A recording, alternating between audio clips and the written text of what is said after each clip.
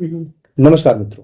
आज हम बात करते हैं हालिया विधानसभा चुनाव जो कि बिहार में हुए थे उनके नतीजों के बारे में। आपने दसों यूट्यूब चैनल और दसों न्यूज़ चैनलों पे ये देखा होगा कि फला पार्टी जीती, फला पार्टी हारी, फला पार्टी क्यों जीती और फला पार्टी क्यों हारी। लेकिन आज हम एक बात करते हैं कि इस विधानसभा चुनाव के नतीजों से देश की राजनीति पर और देश के भविष्य पर क्या फर्क पड़ेगा। एक तरफ बीजेपी थी जो हिंदुत्व की राजनीति कर रही थी और अपने जातीय समीकरण को साधने में लगी हुई थी, जिसका एक आरएसएस का कैडर है, जिसकी एक पार्टी का कैडर है जो नीतीश के कंधे पर चलकर बिहार में एक बार फिर से सत्ता में आने का प्रयास की। और दूसरी तरफ तेजस्वी की पार्टी जिसने मुस्लिम यादव समीकरण को साधने की पूरी कोशिश की।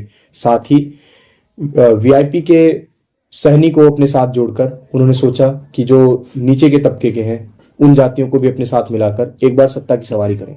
वहीं पे एक तीसरा तबका था प्रशांत किशोर का, जिन्होंने कोशिश की कि धर्म और जाति की राजनीति से ऊपर उठकर भविष्य के बारे में सोचे। उन्होंने कोशिश किया कि पलायन के मुद्दों को उठाए, उन्होंने कोशिश किया कि रोजगार के मुद्दे को उठाए।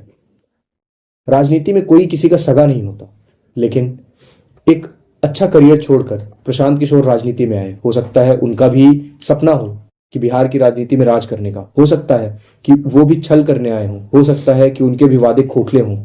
लेकिन प्रशांत किशोर की जिस तरह से हार हुई है उससे देश के भविष्य पर क्या इम्पैक्ट पड़ेगा। वापस से क्या कोई नेता इन सब मुद्दों को उठा पाएगा?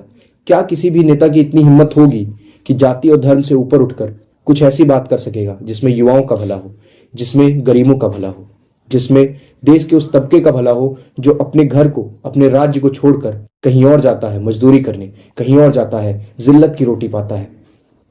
प्रशांत किशोर ने एक ऐसी कोशिश की जिससे हर बिहारी अपने ही यहां पर रहकर नौकरी करे, जिससे हर युवा दर दर की ठोकरें ना खाए। लेकिन उनको सिरे से नकार दिया गया, उनको 10% वोट भी नहीं पड़े। इसका साफ साफ मतलब है कि आखिरी के क्षणों में आपको पैसे दे दिए जाएं, आपको प्रलोभन दे दिया जाए, आप अपना धर्म, अपनी जाति से आगे नहीं बढ़ेंगे और उसी पे वोट करेंगे तो देश का भविष्य एक उस दिशा में जा रहा है जहां पर हर चुनाव में हर सरकार 10,000, अगली सरकार आएगी वो 15,000, उसके बाद की सरकार आएगी 20,000 की मुफ्त की रेवड़ियां बांटेगी और वापस से सत्ता के शिखर पर पहुंच जाएगी। वहीं विपक्ष कोशिश करेगा कि जातियों को एकजुट किया जाए और जो भी कोई ईमानदारी से या फिर ईमानदार प्रयास करने की कोशिश भी करेगा, भले उसके मन में खोट हो हमें नहीं पता, लेकिन अगर कोई ईमानदारी शब्द का भी प्रयोग करेगा तो उसको सीधे फर्श पर गिरा दिया जाएगा।